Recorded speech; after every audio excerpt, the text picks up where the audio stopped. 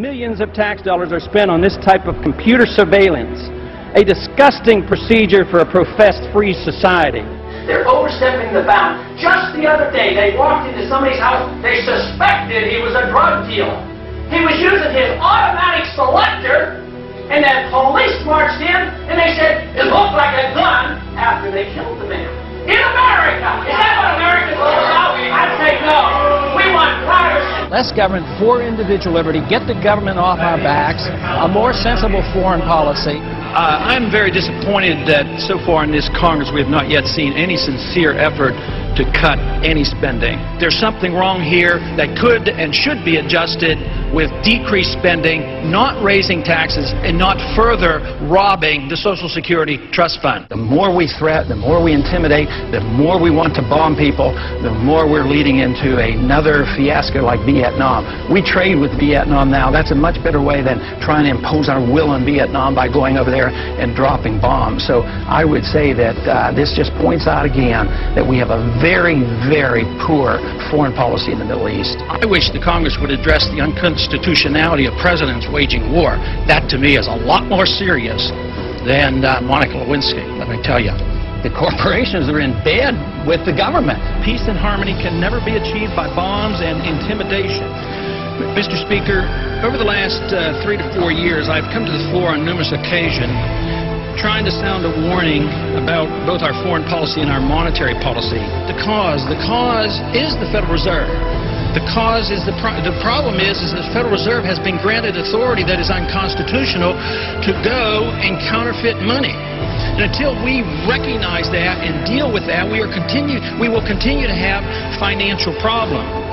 The Federal Reserve credit created during the last 8 months has not stimulated economic growth in technology or the industrial section, but a lot of it ended up in the expanding real estate bubble. This too will burst, as all bubbles do. During the next decade, the American people will become poorer and less free. I do not see any reason whatsoever to take young men and young women and send them 6,000 miles off to a land to attack a country that has not committed any aggression against this country. War is not popular. People get killed and body bags end up coming back. I don't want anybody's legs shot off for some reason that is not justified, and it's not a declared war. I think that should be the litmus test of everybody in this country and everybody over on the Hill too. If this war is worth fighting, are you willing to go and lose your legs, lose your life, or send your kids or send your grandkids? Will our country become freer, richer, safer, and more peaceful? Or will we continue to suffer from lost civil liberties, a stagnant economy, terrorist threats, and an expanding war in the Middle East and Central Asia? Is it not possible that George Washington's admonition to avoid entangling alliances is sound advice even today?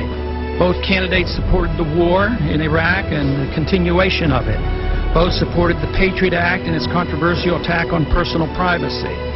The true patriot will repeal the Patriot Act, is what they will do. Both candidates supported increased spending in almost all categories. I'm the most conservative member here. I have voted, against more spending and wasting government than anybody else. Freedom, prosperity, and peace. Just come home. We just marched in. We have allowed our nation to be overtaxed and overregulated and overrun by bureaucrats. The founders would be ashamed of us for what we're putting up with. A system designed to protect individual liberty will have no punishments for any group and no privileges. Today, I think inner city folks and minorities are punished unfairly in the war on drugs. I think this is not a consequence of free markets. What's happening is there's transfer of wealth from the poor and the middle class to the wealthy. This comes about because of the monetary system that we have. When you inflate a currency or destroy a currency, the middle class gets wiped out. So the people who get to use the money first, which is created by the Federal Reserve System, benefit. So the money gravitates to the banks and to Wall Street. So that's why you have more billionaires than ever before. Today, this country is in the middle of a recession for a lot of people. Michigan knows about it. Poor people know about it. The middle class knows about it. Wall Street doesn't know about it. Washington, D.C. doesn't know about it, but it's because of the monetary system and the excessive spending.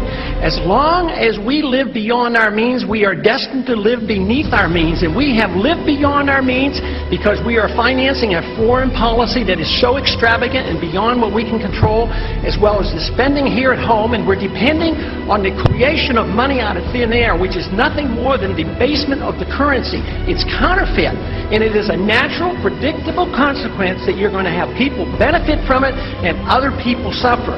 So if you want a healthy economy, you have to study monetary theory and figure out why it is that we're suffering, and everybody doesn't suffer equally or this wouldn't be so bad. It's always the poor people, those on retired incomes, that suffer the most. But the politicians and those who get to use the money first, like the military-industrial complex, they make a lot of money and they benefit from it. It is our job to check up and find what the Federal Reserve has done, audit them, and find out who their buddies are that they're taking care of.